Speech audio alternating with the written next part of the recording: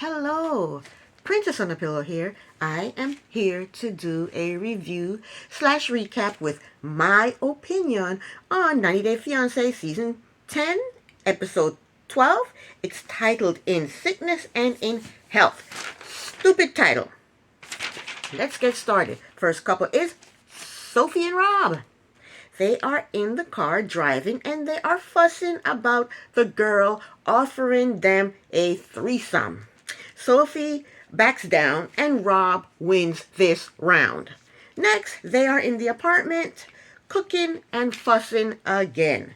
We find out that Sophie's mother is coming for a visit that very day. Sophie is nervous because her mother does not like Rob. Anyway, they cook, they fuss, they eat, they fuss. Then they drove to the hotel to meet up with Sophie's mother. Sophie's mother is all over her. She wouldn't stop hugging her. And right away, the mother told Rob that if he hurt her, she will K.I. double hockey stick him. Too late. He already hurt her. When he was looking at naked girls online and she moved out crying, sobbing, bawling, he already hurt her. And that's the second time he's done it.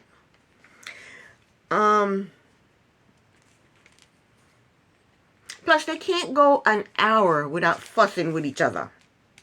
So they all sit down to talk, and they told her that they are getting married on the 16th. And she needs to help out. The mother told Sophie that she has to throw the bouquet to her so that she can catch it. She said she has never been married. No one has ever asked her. That's so sad. 4 guys bought me rings and asked me to marry them.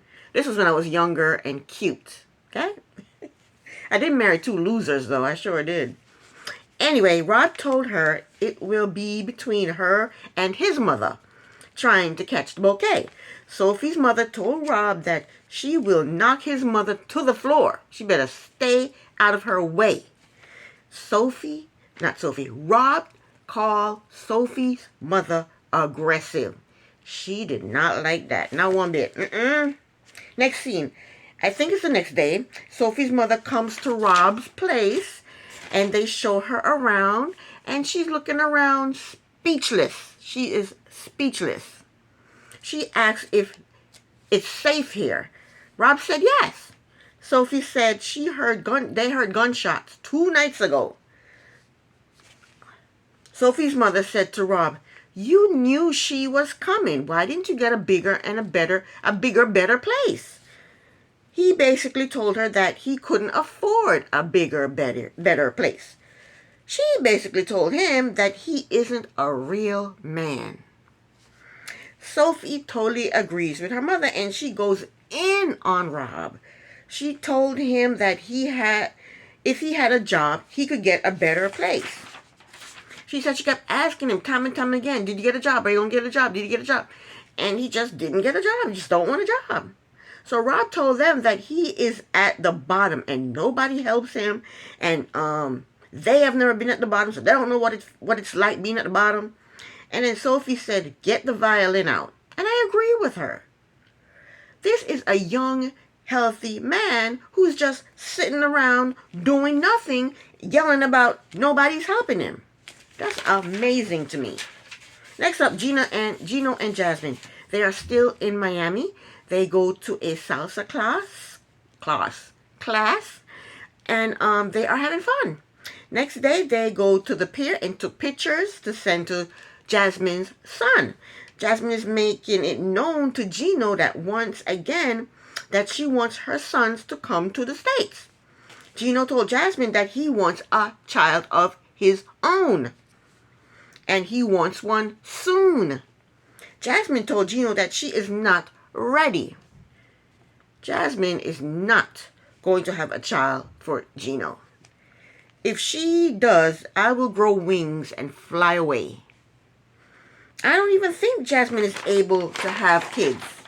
I'm pretty sure she got her tubes tied, burned, singed. Jasmine already has 2 kids by 2 different men who she's not with, and she got her boobs done. She got her butt done. She got her cho-cho tightened up. She got the fat sucked out of her stomach. There's no way she is going to have a baby and reverse everything she has done to her body. She was in her confessional crying crocodile tears talking about she has fears of being pregnant because she has a lot of pain inside. Jasmine is a liar. I don't believe a word she says. Then she explains to Gino that one of her son is special needs, and I think one of her son is special needs, and that she doesn't want to have another child that's going to be special needs. First she said she had a lot of pain when she got pregnant. Now she's saying the reason she don't want to get pregnant is because she has a special needs child. But Gino not falling for that. Gino said you can't predict what's going to happen, and even if we do have a child with special needs, we're going to love it. And that was Gino and Jasmine. Next up is Citra and Sam. Citra is stressed because Sam may be going to jail. She wants to know who is going to support her if he goes to jail because she can't work right now. And on top of that, she has to tell her father that he may be going to jail. Anyway, Citra told Sam that she is going to stick by his side, thick or thin. And Sam is relieved. Whoosh. But they still have to tell her father. Next scene, Sam took Citra to meet his mother, who he doesn't get along with, but who he is just now trying to build a new relationship with. So on the way to meet his mother, Sam tells Citra not to judge him by his mother. It's not looking good to me. What a thing to say to her when she's going to go meet your mother. He told her that his mother is crazy. That's what he said. But then he tells her that his mother will love her. So he's giving mixed signal. Would the mother love her or hate her? Is the mother crazy? Is the mother not crazy? What's going on? What's happening? So Citra, they get to Sam's mom's house, and Citra met Sam's mother and grandmother. The mother asked about the conversion. She played it cool, but she said she said to the camera later, the mother, she said that you shouldn't have to change your religion just to get married. Sam does not have a religion. Sam believes in aliens like his father. Okay, lady? And Sam doesn't mind converting. And that's all that matters. Stick your nose out of their business. Then she said some shit about witchcraft. That's all I heard was witchcraft. And I didn't feel like rewinding to try and figure out what she was talking about. I'm not a fan of the mother. She can go away right now. Then both Sam and the mother put Citra they put her on the spot. The mother asked her if Sam did not want to convert, would she still marry him? And then Sam said, will you call it off? If I was Citra, I would look Sam in the face and say to him, we discussed this, and you promised me and my father that you would convert. So what the hell are you talking about now? What are you asking me now? Sam got bigger problems than converting. He needs to find out if he's going to jail or not. That's what he needs to go find out.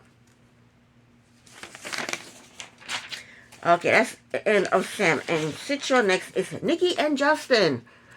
So let's rehash a little. They were at a winery having a good time. Then Nikki asked Justin if he had sex with other women. He said yes. He said yes, he had sex with other women before they got engaged. Nikki got pissed because she said before they got engaged, they were dating. So she's pissed and she wants to leave the winery. So they are leaving, and in the car driving, she tells him that she feels like the sugar mama who doesn't get sex. That's not what a sugar mama... That's not a sugar mama. That's an idiot. You're doing everything for him, paying his bills, helping him to fix his car, and you're not getting anything from him. You're an idiot. You're not a sugar mama. Mm-mm. And then Justin makes things worse by suggesting that they get another girl in the bedroom. And Nikki is speechless. In his confessional, Justin said it's his dream to have a threesome. Nikki thinks that he wants to have a threesome because she's trans. So when they get back to his place, they sit down to talk, and Nikki asks him how many people was he sleeping with. He did not answer the question. He told her that he always protected himself. She asked him again, how many girls were you with? And he lied. He said 2, probably 20. She then told him that she is too old to have threesomes. She said she has been there, done that, and now she's ready to settle down. She even told us that she was with 3 guys in Paris, but it didn't work out well. It was too much. You think? So they argue back and forth, and nothing got resolved. Next scene, Justin leaves to go meet up with a friend, and Nikki calls her mother. She told her mother about Justin. She told her mother that Justin was cheating while they were dating, and that Justin wants a threesome. Her mother told her not to give in to what he wants, and to stick to what she wants, which is a husband with a job. No threesome for Justin. Justin met up with a friend, Ivan. I think they pronounce it Even or Avin. I don't know. I'm going to say Ivan. Okay? Ivan scared me. He looked like the tough guys in the movies. He had on a tight leather jacket, the turtleneck black sweater. He had a chiseled face. He had shiny black hair with the sides shaved down. And he was a big guy. He scared me. How was he friends with pretty boy toy Justin? Justin told Ivan that Nikki got upset when he told her he was seeing other girls when she was in the States. Tough guy Ivan said, okay, what's the problem? What's the big deal? But Ivan, he shocked me. He said that he told Justin that he understood Nikki's side because when you're in love, you're constantly jealous. Justin told Ivan that Nikki always wants to be in control, and he feels like he's not dealing with a woman. He is dealing with her masculine side. Justin said she argues, she fights, she demands sex, and that's not how it works with him. Ivan said that it doesn't work like that with him either. Then the bastard Ivan said that women are naturally manipulative. If I could throw something and hit him in his coconut head. He told Justin that he needs to put a stop to it. How is he going to do that? Pray tell. How is he going to put a stop to it? He told Justin that he needs to display his masculine side. I think you better write that down for Justin, step by step, on how to do that. Ivan told Justin that he needs to show Nikki that he is a man and he is stronger than her. That don't sound good to me. What? You sound like he's supposed to grab her, shove her down, and point his finger in her face and show her that you're stronger than her? Ivan, where's your wedding ring? Where's your lady? While you are here giving out crazy advice. Next is Ashley and Manuel. So Ashley has a surprise for Manuel. Manuel's best friend that lives in New York City comes to visit. I guess Ashley set it up and invited him to come. And Manuel is happy. They all sit down to chat, and Manuel and his friend went to a bar to hang out and catch up. They talked about the difference in the States and in Ecuador, and Manuel says he misses his country and his family. Next, Ashley and the friend and Manuel, they go to a cafe. So they're sitting, talking, laughing, having a good time. And until Ashley brings up money. The bottom line is Manuel thinks that Ashley wastes money that can go to his family. And I can see both their sides. Ashley wants to spend her money on things that she likes, and she should. It's her money. But she also needs to understand that Manuel is not used to living that way, and in his mind, money can go. The money that she's spending frivolously can go to feed a family, an entire family, and clothe an entire family in his country. You know, So I can see where they're both coming from. The friend gave some good advice. The friend told them to find a balance between the spending and the saving. But then the witch started being a bitch. She said she sent money twice in 2 months, and they are lucky that they got it. She said they are lucky that she sent them money. Wow. Is this how she feels about his sons, his kids? I think he has 2 sons. She really is a witch, the evil stepmother. Then for some reason she gets up and leaves, talking about she feels like crying. After she said the foul shit about his kids. Then she's crying to the producer, and then she's itemizing everything that she does for him. She said she pays for his food, his cell phone, she gives him sex multiple times a day. Girl, bye. Manuel said it's like a kick to the balls, her saying that they are lucky she sent them money. And I agree. She was ratchet for saying that. I didn't like that. Last but not least, we have Clayton and Lee. They are still in California at the lovely Airbnb. Clayton asked and said Annalie is still upset with him for sharing with his friend that he is living a sex-free life. He knows that what he did was wrong, so he makes her breakfast. She told him that he shouldn't have brought up sex the way he did, and then he apologized. She is happy that he apologized, but she is still bothered by it. Next, Clayton meet up with Cameron, and they go to learn how to dance like they do in Peru. I guess he wants to do that dance at the wedding. And Cameron was very impressed with Clayton's dance moves. So they go off somewhere to talk, and Cameron pretty much let us know that he doesn't like Annalie. He said that she's not having sex with you. She's not telling her father that you exist. I mean, what's the deal with her? And I think there's something going on with Annalie. I get weird vibes from her. We all know that she is a liar. She lied to her father about why she came to the States, talking about she came here for a job. And she's lying to Clayton as to why she's not having sex with him. Talking about the wall's too thin and the mother can hear. Well, you're in California now, girl. Is the wall still too thin? Can the mother hear from all the way from where she is to California? I mean, what's your reason now for not having sex with him while you're in California? I mean, I don't think she should have sex with him if she doesn't want to, but don't lie to him.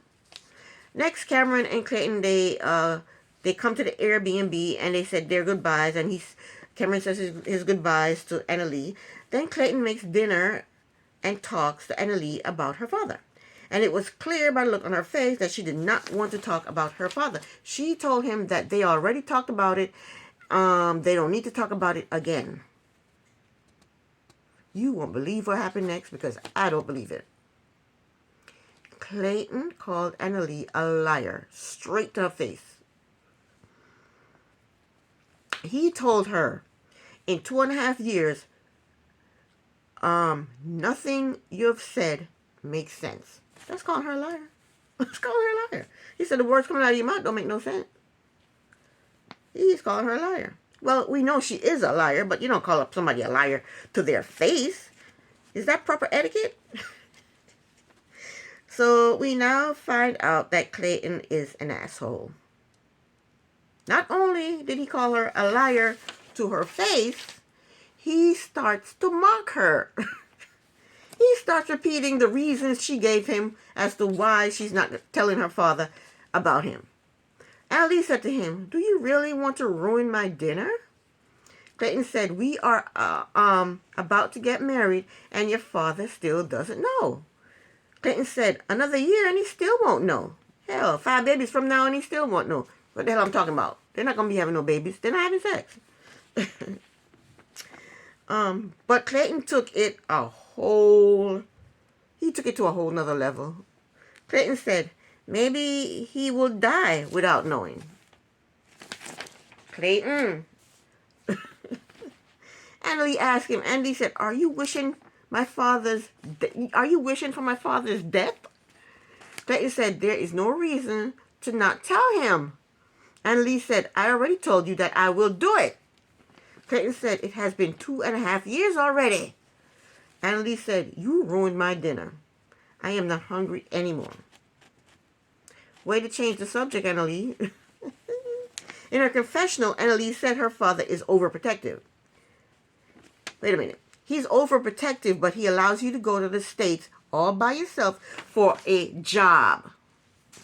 Annalise, stop. Has he called her to check up on her? Because he's so overprotective. Has he called her to check up on her? Ask her some questions like, how is the job? Do you like the job? Do you like your boss? Are you getting along with your co-workers? What type of job is it? What do you do exactly? You know? Where do you live? Do you live alone or do you have a roommate? How far is your place from the job? Do you have to walk, take a cab, take a Uber, take a train, take a bus? How do you get to your job? What do you do on the weekends? What do you do on your time off? Has he called her to check up on her and ask her all these questions? If he has asked her these questions, then she's lying her ass off because she doesn't have a job. If he's not calling and checking up on her and asking her these questions, she's a liar. That means he's not an overprotective father. Because she claims he's overprotective. She goes all the way to another country for a job, and he doesn't call and check up on her.